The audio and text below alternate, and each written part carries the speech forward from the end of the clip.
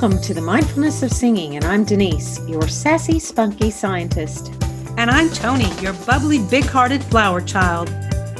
Our podcast features practical tips and tools for a journey of transformation using the healing power of your voice.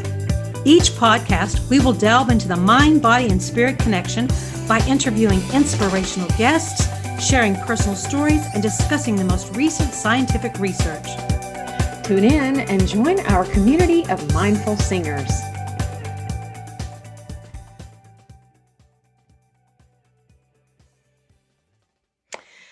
Well, so Tony, what's our subject today?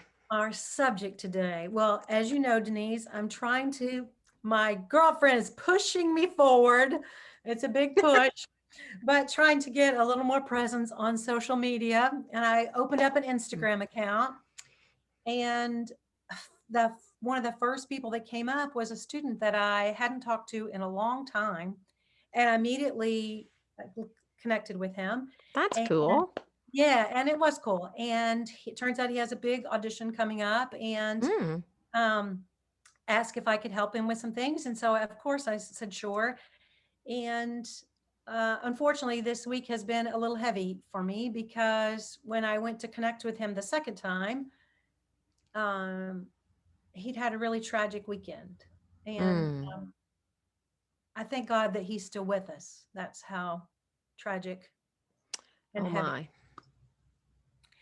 And so, in fact, I'm not one, as you know, I don't trying to get on Facebook more, but I don't know what to say sometimes. And I certainly don't I'll tell my silly mistakes that I make, but I don't tell a lot of personal things that I think or feel or believe. And after I got off the phone with him, I sat there for a long time thinking of different posts, how to say, if the weight is too heavy, don't try to carry it alone, reach out. Mm-hmm. There comes a point where we need help. And but I didn't know how to say it. And I didn't know if my saying, if you're carrying a heavy weight, reach out, will make anybody change. But now I've got the platform with you. And we've talked about this before. This young man is the millennials, this age group. I think they have so much stress and anxiety and pressure in a way that maybe other generations have not had to deal with. I mean, we all have different issues. As a whole, I'm making a very generalized statement.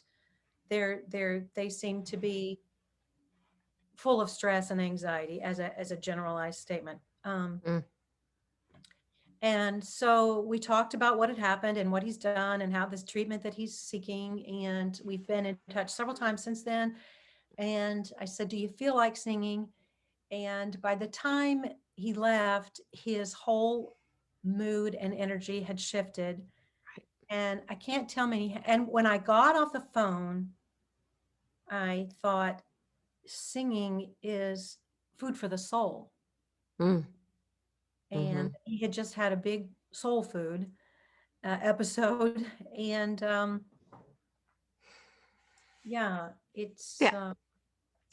Well, I got a couple of thoughts on that. And that is number one, you and I both have had various tragedy things in our lives. And when I was going through the loss of my sister, it was really hard for me to sing. In fact, I stopped singing for a couple of years because I really was under the notion that in order to sing, I should feel happy, or I should feel, but not sad and not lost and not depressed.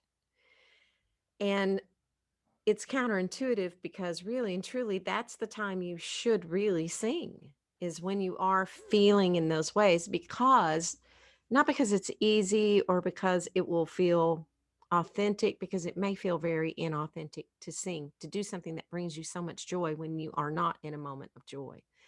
But it's better than drinking to feel better. It's better than taking a drug to feel better. It's better than going on antidepressants. I mean, although if your doctor says you need antidepressants, you need antidepressants. But I'm not negating that. But I am saying that singing is a medicinal act.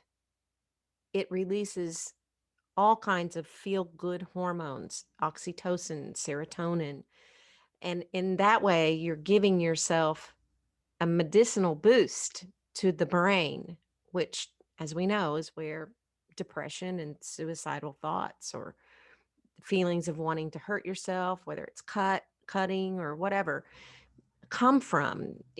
And singing can put you in a place where maybe those thoughts can become less frequent, or maybe you stop having them altogether. But I'd also like to say, as a voice teacher, I've had voice students who have been cutting and I didn't know it, or didn't know that my student was struggling. I knew they were struggling in some way, but I didn't know what. And I don't want to pry or ask too many questions, because there's some things that are just not my business as a voice teacher.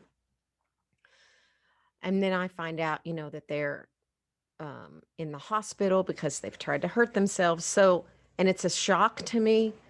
And so I'd like to also encourage that if you have a voice teacher and because a voice lesson can sometimes be hard, it can be really upsetting, especially if you have a teacher that's kind of like I am, who will push you to change, who will push you to be better, who will say to you the truth. That doesn't sound very good. And here's why, or whatever. Or may not say it in that way. But, you know, it's sometimes hard to receive criticism when you're already really hurting. But how is the teacher to know if you don't tell them, right? Your teacher should be a mentor. And a lot of students think that a mentor is somebody who goes, "You're going to have a major career. It's all going to be great. You're fabulous. You're wonderful." And they do what your parents may have done, and that's feed you full of a bunch of baloney, right? Because it takes so much more than that to have a career. It takes so much more than talent to have a career. So no teacher can predict that. They can say, Absolutely.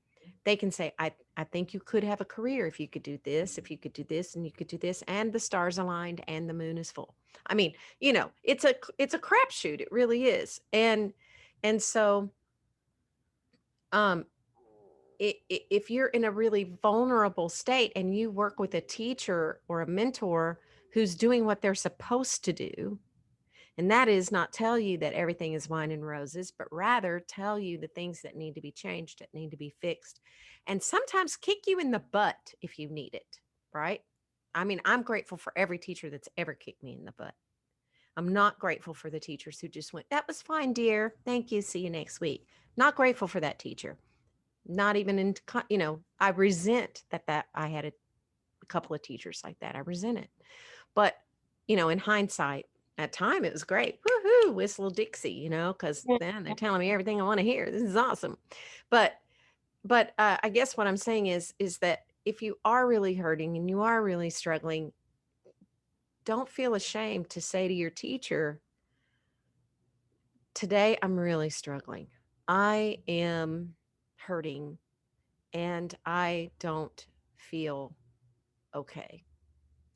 I mean, I've had students do that. I had a student once who came in and said, "I just don't feel good. I don't feel right." And I'm like, "Oh, are you ill?" They're like, "No, I don't mean like physically ill. I just, am really struggling." And he was a freshman. And I'm like, "Well, what do you mean? Just tell me what you're talking about." I mean, I had an inkling, but I wanted to hear him say it. And he was like, "Well, sometimes I just feel like I'd be better off dead." And I mean, I was just like, it took my breath, because when he said that, I could see actually he had actually in that moment resigned himself to, yep, that's how he felt. And I didn't know if I would see him the next week. And I'm at a university, right? And I cannot speak to the parents without permission, any of that. So I said to him, Dan, I'm making up a name that's not really his name. But Dan, I think maybe you might want to go to the counseling center, see if they can help you in some way. But um, I'm going to call you in an hour and I'm going to tell you what I found out. Okay. Will you wait on my call for an hour? And he was like, yeah, sure. So I made this appointment with him, right? And then as soon as he left, I wrote him an email and I said, I would like permission to talk to your parents. Could you give me permission to talk to your mom and let her know, maybe I think she should know how you're feeling. And he gave me permission. Good. And I was surprised. I thought maybe he might say no, but he said, "Yeah, sure." I mean, this kid really wanted help, you know. So I immediately contacted his mother and said, "You need to know this. I'm telling you." And they came like within several hours and picked him up, you know, and unenrolled him from school. And he says to this day that I saved his life, that his Wow. plans were that evening to go and end his life. And I'm not saying all that to pat myself on the back. I'm just saying that sometimes when you feel depressed or you feel really you're having dark thoughts, you feel ashamed. You feel ashamed to share them and you don't want people to see you differently and you sure don't want this voice teacher who may seem tough to feel differently about you, or maybe you're afraid that they're going to let you have it or whatever. But I can assure you that if you have a voice teacher who's tough or otherwise, more than likely this person really cares about you and does not want to come to your funeral Right. and wants you to be in a better place and that they will move heaven and earth. I know no voice teacher that would not move heaven and earth to help you get some help and get healthy in your mindset and to see to it that you're taken care of. I don't Absolutely. know. I know no voice teacher that would be like, yeah, well, that's on them. No, Right. I know no one like that. Or who would be like, guess what? So and so feel aren't they dumb? No one, no No. voice teacher would ever that I know of would feel that way. That's just not who we are as voice teachers. We choose this profession to help people. Right. Some people are better at than the others in terms of like just being, you know, generally a helpful person. But you know, I'm a problem solver by my nature. And so if you tell me you have a problem, if you're like, I can't find a place to live, I'm like, well, hold on just a minute. And I'll be sending you the links to 7 different apartments within 10 minutes. You Mhm. know, but so if you tell me, and I think, you know, anybody else, most voice teachers would be this way too. If you tell us you have a problem, we we try to help you solve it in lots of ways. And if not, and you're in a studio that's abusive or tells you you're stupid or um I had a teacher who threw things at me once. So Yeah. My thought after we got off then the you should not stay in that Yes, studio. absolutely. Singing should be an experience that is therapy, but doesn't drive you to therapy. But meaning you can, singing should be something that um it was very therapeutic experience for him that night. It may drive Mm, you to therapy mm, if you're trying to pursue a career and you mm. uncover stuff you need to work on. But singing Yeah. itself, Yeah. singing is therapy. And if singing at the end of your lesson or study or whatever you're doing drives you to therapy, in a negative sense, something's not right. You should feel better than when you started. And I can't tell you how many times people would come in the door like this. And by the time they left, they were in a different state. Yeah, it's a fine line though, isn't it? Because I've had students who've come into my lesson that probably didn't feel better when they left. And Ah! I mean I know that, but and often some of it's my fault, but then often some of it is that they came unprepared, that they weren't doing what they were supposed to do. They didn't practice. They didn't work on the things they're supposed to work on. And so it's a fine line between going, "Oh, it's okay, honey. It's all right." Yeah, yeah, Don't yeah. just I mean that's not that's you don't ever expect to walk away from a a voice lesson knowing that you didn't do your part, that you didn't, Right, right? right, right, And that you didn't do your part because you were, Lord knows what. It's different when you didn't do your part because you're depressed. It's different that you didn't do your part because you can't hardly get out of bed. That's a different thing. But if you don't communicate that to your teacher, how are they supposed to know? So it's really important to communicate with your your voice teacher and know that you can tell them I'm not doing well emotionally and mentally, and more than likely that teacher will try to find some solutions for you right. in in every way. And in this story that I referenced, he didn't reach out. It was the police came and found him, and he, he survived Mm, the ordeal. But I guess what the bottom line that we're both trying to say today, whether it's your voice teacher or somebody else, if you're struggling, if the weight is too heavy, don't yeah. carry it alone. Yeah. Yes, and certainly if you're feeling yourself go there and you're a person who maybe has some chronic depression and some chronic sadness, those kinds of things, because I mean it is a thing. It is it's a mental health issue that is real. It's not something people make up in their head.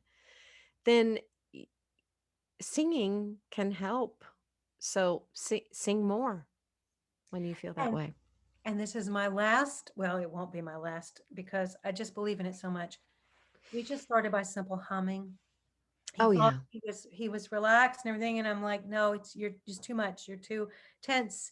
And I just believe in it so much. And if you don't feel emotionally in the place to sing a full song or to go get out your most demanding aria, if you're a classical singer, just start humming your own tune. Just sing a song, sing out loud, sing in the rain, sing just fine. You know how many songs I've been thinking about that? How many songs talk about in a playful spirit about singing, not trying to fix something, not trying to become something, just sing for your own heart. So get out there and sing. Mhm. Yep. Absolutely. Denise, we are so Okay. fortunate to bring on Valerie Dueck this morning. She is a phenomenal pianist who has literally traveled and performed all over the world, coached opera singers in major opera houses. She's performed on the Canadian Broadcasting System, Austrian Broadcasting System, Kazakhstan, you name it, she's probably been there and done that.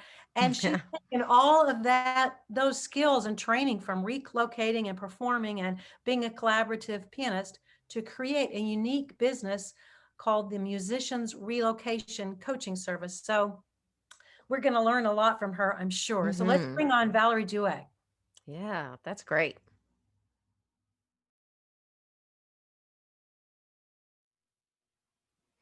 Good morning, Valerie. We're Good so happy to morning. have you. I'm Hi, so glad Valerie. to be here. Hi, Tony. Nice to meet you too. Nice to meet you. And where are you coming from this morning?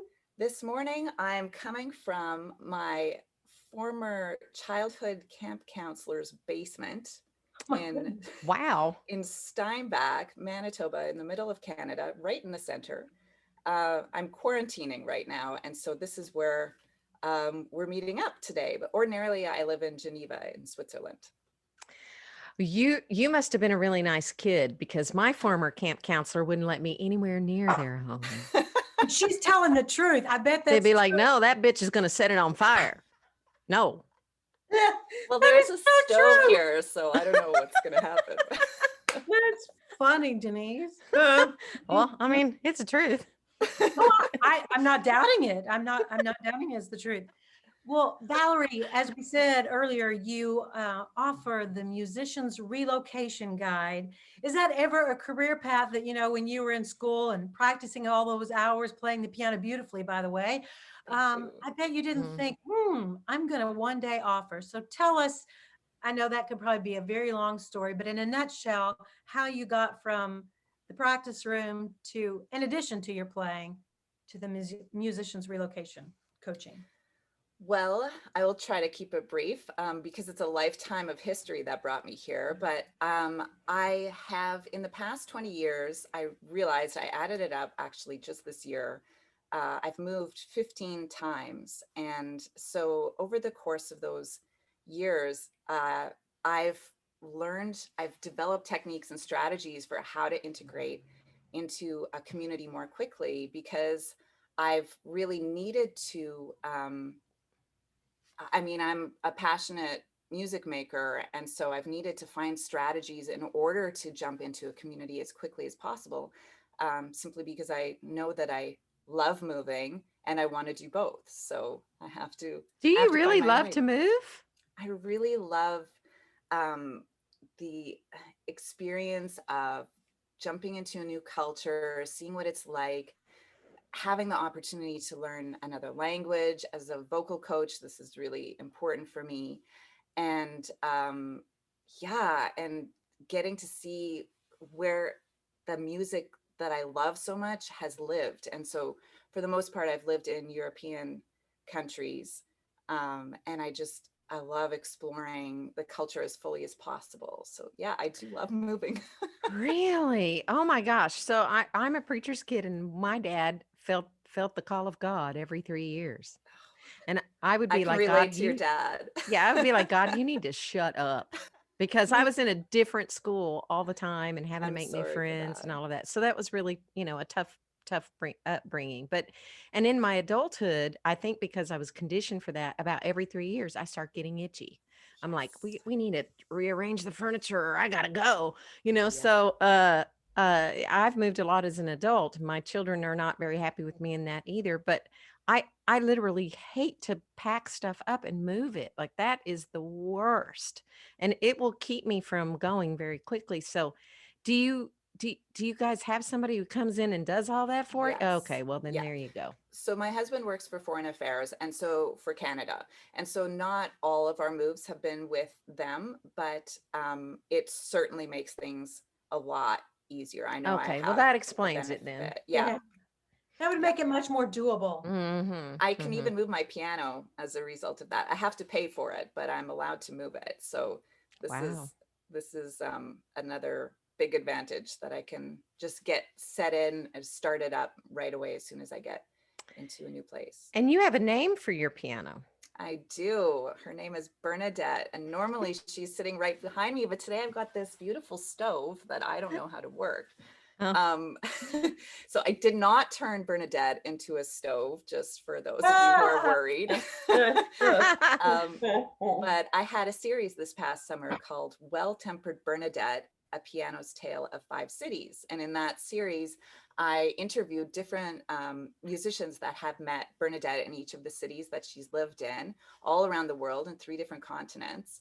And yeah, we had a live interview series. We had a lot of fun, and it was a great way to find a way to reach out and build community and still use music as a vehicle for that during these isolated times. So, I love that. And I thought they were so good. oh, thank I didn't you. get to catch them all, but I did catch some of them, and I thought they were so good and so interesting, and it was wonderful to hear you sing. I mean, to play and then hear some Thank of the other you. singers. It was really good.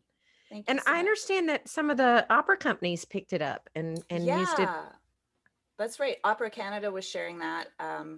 And it was a real delight to be featured with them. So that was great. That's Yeah.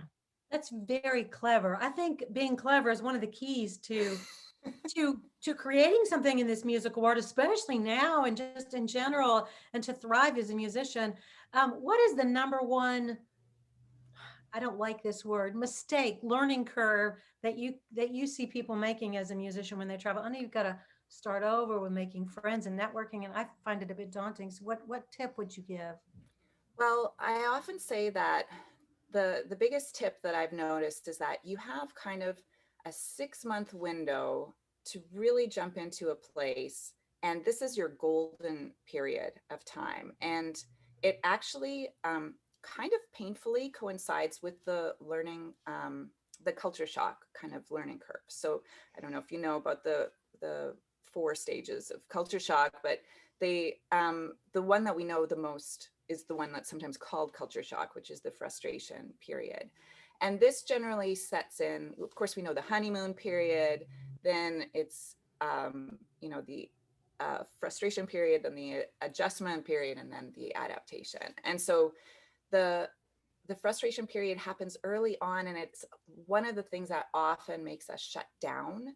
And so this is a big risk for us because we're feeling vulnerable. We're feeling like, oh, what am I doing here? This is not feeling like home. Everything's making me angry or frustrated, or and so the idea is not to just power through that, because you can't. You have to live through, as we know, you have to live through every one of those phases. You can't skip a phase. But the idea is to continue to look for ways to work through that period so that you end up on the other side, um, in a moment where people are starting to discover what you're all about. And the reason that 6 month period is so golden is, you think about um, when you meet someone new and you're excited to find out all about them, and they could be anyone, right? And so you have this opportunity to maybe to reinvent yourself, but more specifically to capture people's curiosity about you. And after a little while, 2, 3 years, where yes, you are starting to have adjust more to your culture, and maybe to have more work success during that period.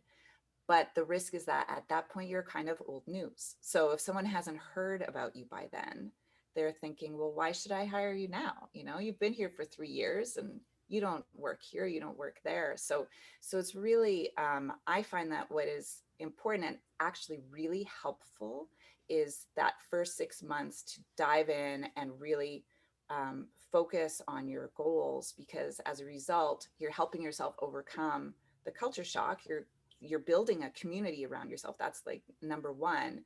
And secondly, you're able to capture people's attention and Mhm. work from there.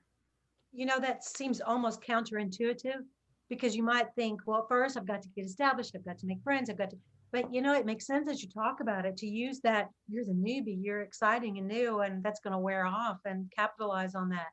Hmm. That's good. People are always intrigued by the new girl or the new boy. Whatever's shiny, right? Right. That's what we go for.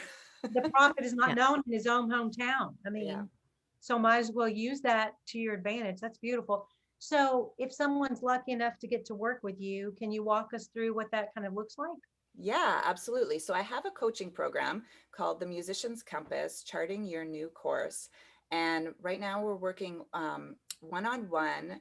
Uh, and what that looks like is we go through the different mindsets that are really um, essential for, because I'm not going to say it's easy. It's definitely not easy to jump into a new place, but it also is for people who are not necessarily moving to a new city, which, believe it or not, is still happening, but for people who are looking to change trajectories. And I think a lot of us have, during this time of the pandemic, ended up looking at new ways to use our refined skill sets, or the things that excite us and get us motivated to keep going. And so what I personally discovered was through my my Bernadette series, was that I was reinventing myself again, but this time as a live interview host. I don't know how to do that, but I just decided, well, this sounds fun and it gets me excited and I'm going to do it.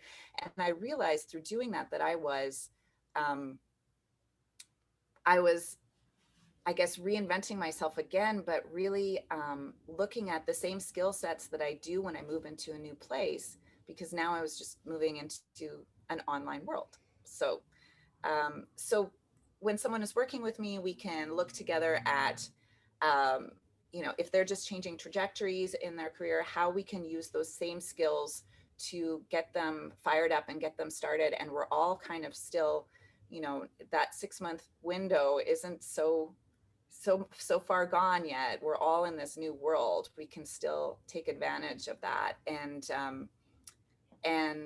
look at how building community is so important around ourselves. And that's the key essential for feeling like we're contributing to society, but also that we feel like we belong. And we also look at, navigating culture shock. What are the things that are unexpected? And we do that through exploring a series of mindsets. And and then all of that leads to, do you want to reinvent yourself? Is this something you really want to take in a new direction? Now, I have spoken before about this, but I don't really believe in the word reinvention. I believe we are who we are, and we're selecting which parts of ourselves we want to focus on for that period of time. And maybe it looks different to other people, but all we are doing is drawing out certain components of ourselves that we want to focus on for a time or permanently. Wow. So through the course, we explore these things and develop a plan in order to have that either dream job at the end or create something new. But the whole idea is to get back to communicating what you're passionate about, which is usually art.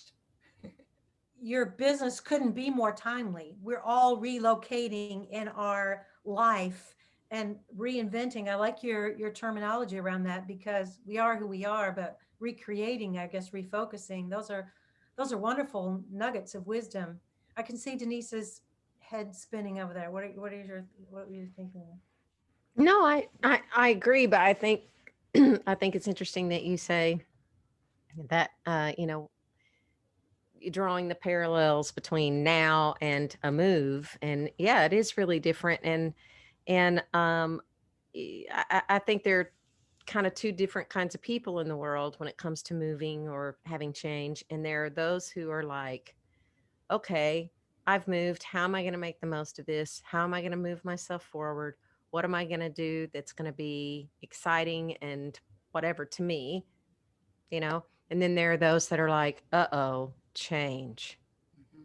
I can't do it. I gotta, if I can't be the same, if I can't be the same as it's always been, then I'm just gonna crawl in a hole. And you know what I mean? Like there's kind of these two different kinds of people, I think. And if you're the kind of person who's like Valerie, who embraces change and finds change to be a challenge and to be, then it's really easy to move to another place. I mean, in the grand scheme of what's easy and what's hard, but moving is always hard, but you find it easy to get there, get your feet. The minute you get there, your feet are running. But if you're the kind of person who just kind of gets frozen in the fact that change has happened and you don't deal with change well, which I have to say, I think most people do not do change well, then somebody like Valerie is a gift, because you can at least have a soundboard and have somebody who can give you a little bit of accountability and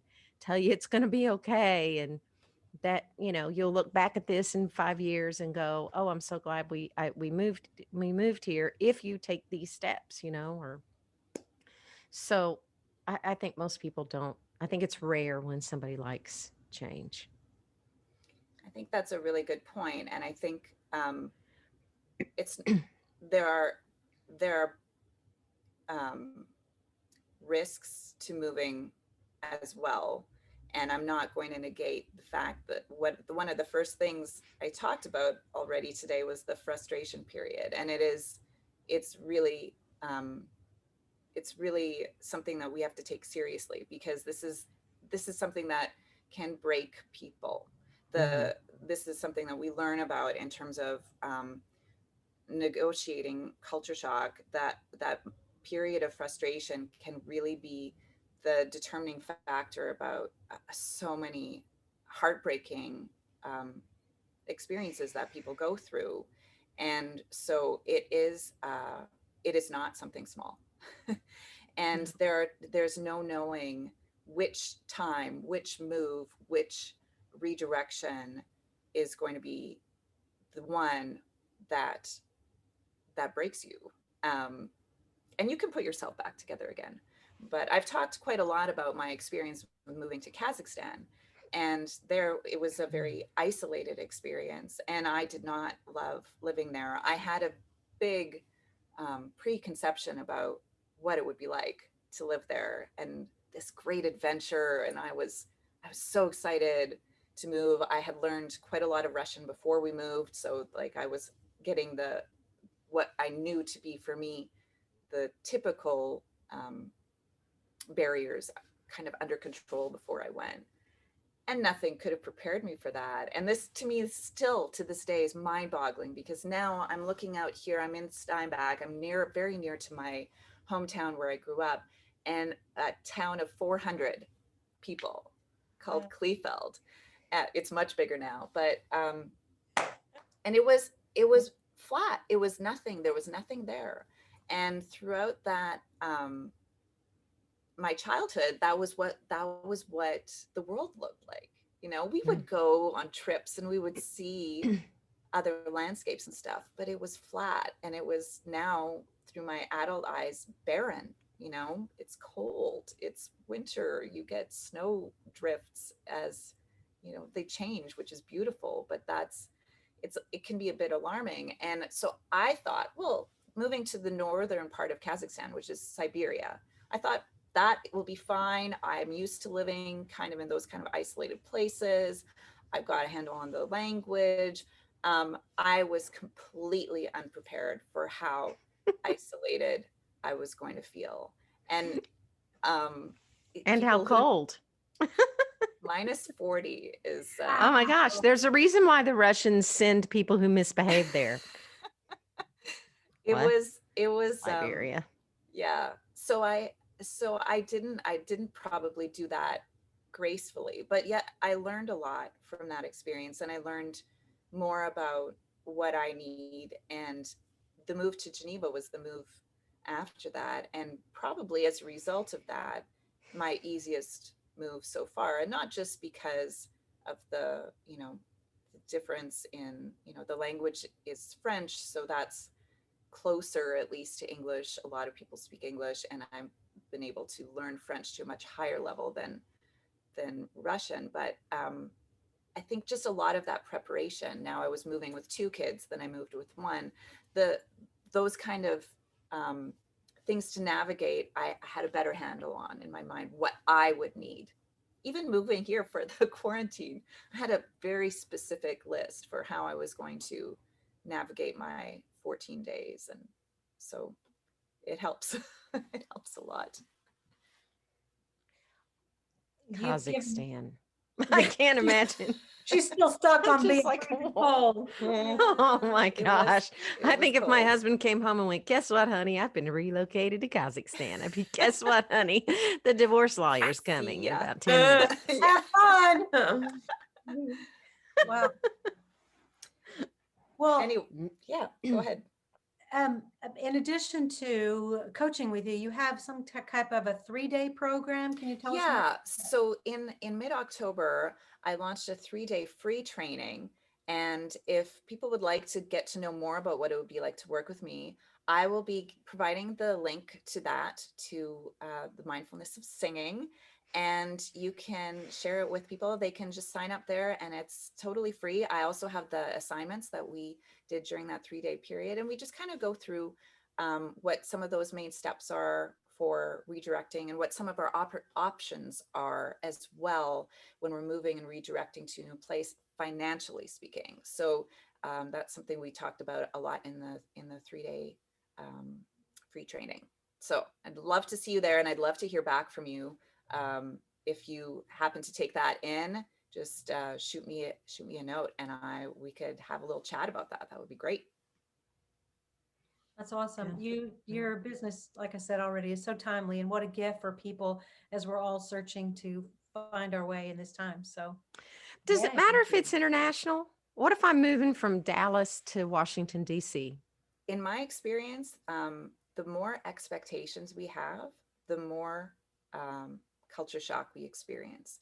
When we think that, oh, this will be fine because I'm just moving to another place where I know the language already, it really depends what kind of community you have moving into that new place, um, and how you feel. And not only that, sometimes having no community can be a benefit too, because you can really build something new. Whereas if you go to a new place and you have a pre preconceived community. Let's say you are going for a job that you've been hired for. This is fantastic too. And for the most part, you have those things built in. You have community built in. You have probably the language built in. If you're hired to work in that place, you probably speak the language of that community as well. Um, but you don't necessarily have the work language. You don't necessarily have the work culture figured out. And not only that, it's like I said, that 6 month golden window. If you're moving in and you're feeling comfortable right away, that's amazing. That's so beautiful. But you want to be really looking at, is this where I want to be 3 years from now too? Is this the pattern that I want to set for myself to be 3 years from now? And so a lot of what we look at in the program, it doesn't matter where you're moving. It doesn't matter if you're staying in the same city. If you're just redirecting careers, you want to be looking at how you want to see that transformation happen for yourself. That's up to you. That is completely up to the individual, because we all have our own paths. So I would say no. I mean, you could move from upstairs to downstairs and still find yourself in a place where you need to make changes. So Mhm. I moved from Italy back to Arkansas, and that was more of an adjustment than moving from Virginia to Italy. So yeah, I want to say it has everything to do with expectation and location and yes, yes, and it is. And it's what I referenced to with moving to Kazakhstan. I had these huge expectations that were pretty much all blown out of the water within, I'd say, 2 weeks. Mm, So it was a big surprise. mhm.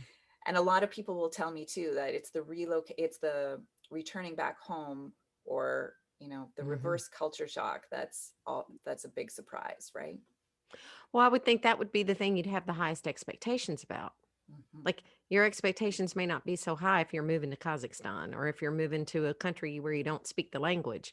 But Yeah. when you go back home, you expect, open arms and you expect people to be happy to see you and that you can just get right back into the groove. And cities change, people Yeah. change, you know, people tend to, um, I've noticed this as I get older. And I mean, hmm, I don't know how to say this exactly right, but for instance, when my husband and I are talking about like somebody that we knew when they studied with me or studied with him, and it's been 10 or 15 years, right? That's gone by. And we see them and we're like stunned. We're like, oh my gosh, they look so different.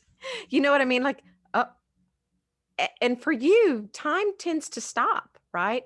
But it doesn't. It goes on. And so then when you move back home, people think that you're supposed to be this little girl or this little boy that's moved there. And they have these expectations of a young, immature person, or they're still holding on to some, crazy thing you did, like setting your person's fire or place on fire.